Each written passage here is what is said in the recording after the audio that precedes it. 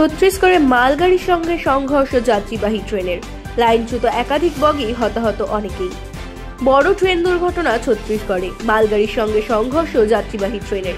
ঘটনায় এখনো পর্যন্ত কমপক্ষে 6 জনের মৃত্যু হয়েছে বলে খবর, আহত হয়েছেন অনেকেই। মৃতের সংখ্যা আরও বাড়বে বলে আশঙ্কা করা হচ্ছে। ছত্তিশগড়ের বিলাসপুর জেলায় লাল খাদান এলাকার কাছে দুর্ঘটনাটি ঘটে। মালগাড়িতে লাইনিং দাঁড়িয়েছিল, সেই সময় যাত্রীবাহী ট্রেনটি এসে সজোরে ধাক্কা মারে। সেই সংঘর্ষের তীব্রতা এতটাই ছিল যে কয়েকটি বগি মালগাড়ির ওপরে উঠে যায়। এই ঘটনায় ট্রেনে থাকা যাত্রী ও স্থানীয়দের মধ্যে আতঙ্ক ছড়িয়ে পড়েছে। এই দুর্ঘটনায় লাইনচ্যুত হয়েছে ট্রেনের বেশ কয়েকটি বগিও।